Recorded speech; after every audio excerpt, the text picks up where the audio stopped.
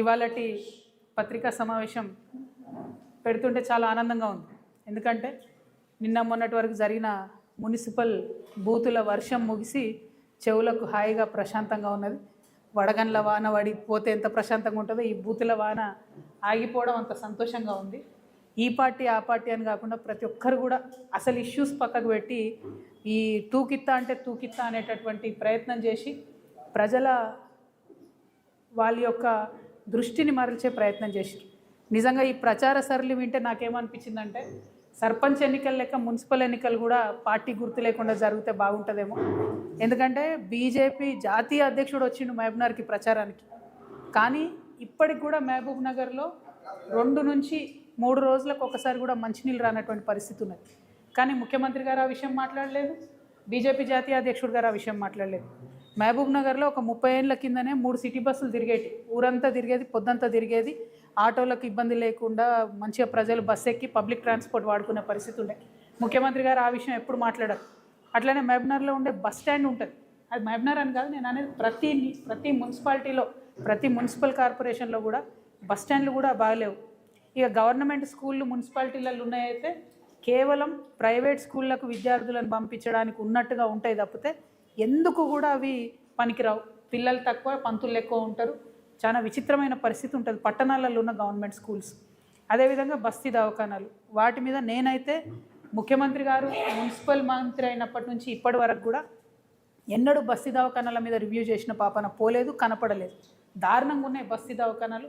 కనీసం ఒక గోళీ కూడా లేనటువంటి పరిస్థితి, డాక్టర్లు లేనటువంటి పరిస్థితి. ఆ ఇష్యూ మీద డిస్కషన్ జరగలేదు. అట్లనే అన్నిటికన్నా మేజర్ ఇష్యూ ఇవాళ డ్రైనేజ్ది. చెత్త గుట్టలుగా చెత్త పేరుకపోయింది ప్రతి మున్సిపాలిటీలో, ప్రతి మున్సిపల్ కార్పొరేషన్లో. దాని గురించి మాట్లాడారు. మొన్న మేము ముఖ్యమంత్రి గారు సొంత జిల్లా ఆమన్గల్ పోతే పట్టణంలో చెత్త గుట్ట ఉన్నది, దాన్ని తీసేయమని ఆ ఎమ్మెల్యే గారు రిక్వెస్ట్ చేస్తున్నారు, మాలాంటి వాళ్ళం రిక్వెస్ట్ చేసినాం. ఇంతవరకు కనీసం పట్టణంలో పట్టింపు లేనటువంటి పరిస్థితి ఉంది. అంటే అసలు అంశాలన్నీ పక్కకు పెట్టి మరి కేవలం ఎన్నికల్లో పార్టీలను తిట్టుకోవడం, వ్యక్తులను తిట్టుకోవడం ప్రచారాలు జరిగినాయి. ఇంకా అన్నిటికన్నా ఎక్కువ మున్సిపాలిటీలలో రిటైర్డ్ ఎంప్లాయీస్ చాలామంది ఉంటారు. మనం కరీంనగర్లో మొన్న చూసినాం, రిటైర్డ్ ఎంప్లాయీ ఒకరు బోర్డు పెట్టారు, మమ్మల్ని నాయకులు ఓట్లు అడగకండి, మాకు ఇంతవరకు రిటైర్మెంట్ బెనిఫిట్లు రాలేదు అని. నిజంగా పట్టణాలలో ఉండే బుద్ధిజీవులను నేను అప్పీల్ చేస్తూ ఉన్నాను, దయచేసి మంచి వాళ్ళని ఎన్నుకోండి. ఈ పార్టీ ఆ పార్టీ అని కాదు, వస్తే హంగ్ వస్తుంది మున్సిపాలిటీ, ఇబ్బంది ఏం లేదు. ఎందుకంటే మున్సిపాలిటీలో ఒక దగ్గర బీజేపీ బీఆర్ఎస్ దోతి చేస్తున్నారు, ఒక దగ్గర బీజేపీ కాంగ్రెస్ కలిసి ప్యానెల్ చేస్తున్నారు, రకరకాల అరేంజ్మెంట్స్లో ప్యానెల్స్ అవుతున్నాయి, నష్టమేం లేదు. మంచి వాళ్ళని ఎన్నుకోండి దయచేసి. అవకాశం ఉన్న కాడ మా సింహం గుర్తు మీద నిలబడ్డోళ్ళకు అక్కడ కూడా ఓట్లేయండి. ఎందుకంటే మున్సిపల్ ఎన్నికలు అంటే లోకల్ ఇష్యూస్ మీద డిస్కషన్ జరగాలి, లోకల్ పని చేసే వాళ్ళు కావాలి. కాబట్టి నేను మిమ్మల్ని అప్పీల్ చేస్తూ ఉన్నాను. ఇక విచిత్రమైన విషయం ఏంటంటే కాంగ్రెస్ ప్రభుత్వం వచ్చినప్పటి నుంచి ఇప్పటి వరకు ఇన్ని మున్సిపాలిటీలు ఉంటే, ఇప్పుడు ఎన్నికలకు పోతున్నాయి 116 మున్సిపాలిటీలు, 7 కార్పొరేషన్లు ఉంటే కేవలం ఒకే ఒక్క మున్సిపాలిటీకి అండర్ గ్రౌండ్ నిధులు మంజూరైనాయి. గెస్ చేయండి ఏ మున్సిపాలిటీ అయి ఉంటుంది అది? ముఖ్యమంత్రి గారికి గుంటనక్క గారికి ఉన్న సంబంధంతో కేవలం సిద్దిపేటకు మాత్రం అండర్ గ్రౌండ్ డ్రైనేజ్ మంజూరైంది. అంటే ఏందన్నట్టు ఇది కాంగ్రెస్ ప్రభుత్వం ఉన్నా వారికే పనులు అవుతాయి, బీఆర్ఎస్ ప్రభుత్వం ఉన్నా వారికే పనులు అవుతాయి. చాలా వెరైటీగా ఉంది. ఇది నేను ప్రజలకు తెలవాలని చెప్తా ఉన్నా. సరే సిద్దిపేటలో ఎన్నికలు లేవులే కానీ మంజూరు మాత్రం ఆ ఒకటే చోట అయింది. దీని సంగతి ఏందో, దీని ఆంతర్యం ఏందో మరి ముఖ్యమంత్రి గారే మనకు చెప్పాలి. ఇది పక్కన పెడితే మరి బడ్జెట్ సమావేశాలు రాబోతూ ఉన్నాయి ఫిబ్రవరి 26వ తారీఖు నుండి. ఈ బడ్జెట్ ఎందుకు ఇంపార్టెంట్ అంటే ఈ ఒక్క బడ్జెటే కాంగ్రెస్ ప్రభుత్వం ఇచ్చినటువంటి వాగ్దానాలను నిలుపుకునే అవకాశం ఉన్నటువంటి బడ్జెట్. ఒక గుణాత్మకమైనటువంటి మార్పు తెలంగాణ సమాజంలో తీసుకురావడానికి అవకాశం ఉన్నటువంటి బడ్జెట్. నెక్స్ట్ బడ్జెట్కి వచ్చేసరికి ఎన్నికల ప్రెషర్ ఉంటుంది, ఎన్నికల ఒత్తిడి ఉంటుంది. ఒకవేళ 2028 డిసెంబర్లో ఎన్నికలు ఉన్నా, 2029 మేలో ఎన్నికలు ఉన్నా తప్పకుండా ఒత్తిడి ప్రభుత్వం మీద ఉంటుంది. ఎలక్షన్ ఇయర్ బడ్జెట్ లాగా ఉంటుంది నెక్స్ట్ ఇయర్.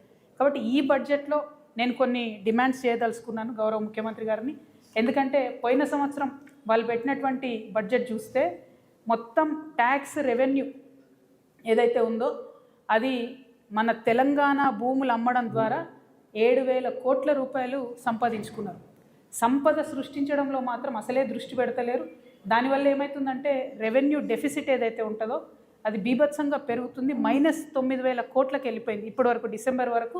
ఇది అఫీషియల్గా ప్రభుత్వం ఇచ్చినటువంటి డాక్యుమెంట్. ఇందులో నా యొక్క కల్పన ఏమీ లేదు, వాస్తవిక విషయాలు నేను చెప్తా ఉన్నాను. అంటే ఒక పక్క సంపద సృష్టించకుండా ఇంకొక పక్క ఆల్రెడీ మనకున్నటువంటి ఆస్తులు నమ్ముకుంటూ ఉన్నారు. సరే అట్లా చేసింది అనుకుందాం, మరి కనీసం ఆ డిస్బర్స్మెంటు ఆ డబ్బు అనేటటువంటిది పేదవాళ్ళకు పోవాలి, వెల్ఫేర్ కోసం పోవాలి, కొన్ని మంచి అంశాల మీద క్యాపిటల్ ఎక్స్పెండిచర్ కింద పోవాలి. అది కూడా జరగడం లేదు. ఏదైతే వీళ్ళు పేదవాళ్లకు వెల్ఫేర్కి పెన్షన్కి పోయిన బడ్జెట్లో 1,21,000 కోట్లు పెడతామని చెప్పిండ్రో దాంట్లో డిసెంబర్ వరకు కేవలం 55,000 కోట్లు మాత్రమే ఖర్చు చేయడం జరిగింది. అందుకే మనకు రావాల్సిన పెన్షన్లు వస్తలేవు, అందుకే మనకు రావాల్సిన నిండ్లు వస్తలేవు, అందుకే జరగాల్సినటువంటి అభివృద్ధి పనులు కానీ వెల్ఫేర్ పనులు కానీ జరగడం లేదు. అది కాకుండా ఏంటి, అప్పులు బీభత్సంగా అప్పులు తీసుకొస్తూ ఉన్నారు. ఇంకో పక్క చాలా పెద్ద ఎత్తున అంటే వాళ్ళ అంచనాలకు మించి 122% అప్పులు తీసుకురావడం జరిగింది. ఇవన్నీ ఒకటైతే కాంట్రాక్టర్లకు మాత్రం ఏదైతే అంచనాలు పెట్టుకున్నారో 36,000 కోట్లు పే చేయాలని, దాన్ని మించి 42,000 కోట్ల పైచిలకు కాంట్రాక్టర్లకు పే చేశారు. అంటే సంక్షేమ పథకాలకేమో తక్కువ పే చేస్తున్నారు, వాళ్ళ కమిషన్లు వచ్చేదానికి మాత్రం ఎక్కువ పే చేస్తూ ఉన్నారు. ఈ డాక్యుమెంట్ అంతా కూడా నేను కూడా మీకు ప్రెస్ మిత్రులతో పంచుకుంటా. అంటే లాస్ట్ సంవత్సరం వాళ్ళు చెప్పినటువంటి బడ్జెట్లో డిసెంబర్ వరకు 9 నెలలు లెక్కేసుకుంటే ఇంకొక క్వార్టర్ మిగిలింది అనుకుంటే ఈ 9 నెలల్లో వాళ్ళు పేదవాళ్ళకు తగ్గిస్తున్నారు, పెద్దవాళ్ళకు డబ్బులు ఇస్తున్నారు, ఉన్న ఆస్తిని అమ్ముతున్నారు, కొత్త ఆస్తిని సృష్టిస్తలేరు. ఇటువంటి సందర్భంలో కూడా మరి వచ్చే బడ్జెట్, పోయినసారి బడ్జెట్ 3,04,000 కోట్లకు పెట్టిండ్రు. మరి ఈసారి బడ్జెట్ నేను అనుకోవడం ఇంకొక 25,000-30,000 కోట్లు పైచీలకు పెడతారేమో అని అనుకుంటున్నా. ఆ బడ్జెట్లో తెలంగాణ జాగృతి తరఫున మేము కొన్ని అంశాలను డిమాండ్ చేయదలుచుకున్నాం. ప్రధానంగా ఏంది అని అంటే, కామారెడ్డి డిక్లరేషన్లో ఏదైతే బీసీలకు సంవత్సరానికి 20,000 కోట్లు ఇస్తామని చెప్పినారో ఆ 20,000 కోట్లు ఖచ్చితంగా బడ్జెట్లో పెట్టాలనేటటువంటిది మా మొదటి డిమాండ్. రెండవ డిమాండు, ఇవాళ అవ్వాతాతలు కావచ్చు, ఆడబిడ్డలు కావచ్చు, వికలాంగులు కావచ్చు, మీరు పెన్షన్లు డబుల్ చేస్తామని ఏదైతే చెప్పారో దానికోసం ఎదురు చూస్తున్నటువంటి సందర్భం ఉంది. కాబట్టి ఖచ్చితంగా ఆ పెన్షన్లన్నిటికీ కలిపి 35,000 కోట్ల రూపాయలు బడ్జెట్లో పెట్టాలని చెప్పి మేము డిమాండ్ చేస్తూ ఉన్నాం. అట్లానే ఇప్పటి వరకు ముఖ్యమంత్రి గారు ఎక్కడికైనా మాట చెప్తున్నారు, మేము ఇందిరమ్మ ఇండ్లు కట్టినామని చెప్పి. కానీ ఇవాళ మున్సిపల్ ఎన్నికలు జరుగుతున్న నేపథ్యంలో పట్టణ ప్రాంత ప్రజలకు నేను గుర్తు చేస్తూ ఉన్నా, పట్టణ ప్రాంతాల్లో ఉండే పేదవారికి గుర్తు చేస్తూ ఉన్నా. కేవలం గ్రామాలలో 4 లక్షల సంబంధించి ఇందిరమ్మ ఇండ్లకు డబ్బులు రిలీజ్ చేస్తున్నామని చెప్పారు. అందులో కూడా సగం వర్క్ స్టార్ట్ కాలేదు. కానీ పట్టణాలలో మాత్రం ఒక్క రూపాయి కూడా ఇందిరమ్మ ఇండ్లకు ఇవ్వలేదు. సో నేను డిమాండ్ చేస్తూ ఉన్నా, మీరు ఈ 26వ తారీఖు తర్వాత పెట్టే బడ్జెట్లో మీరు పేదవాళ్ళకి ఏదైతే ఇండ్లు 22 లక్షల ఇండ్లు కడతామని ఒక లక్ష్యం పెట్టుకున్నారో అది పూర్తి కావాలంటే ఈ సంవత్సరం 8 లక్షల ఇండ్లకు 25,000 కోట్ల రూపాయలు ఖచ్చితంగా బడ్జెట్లో పెట్టాలని తెలంగాణ జాగృతి తరఫున డిమాండ్ చేస్తూ ఉన్నాం.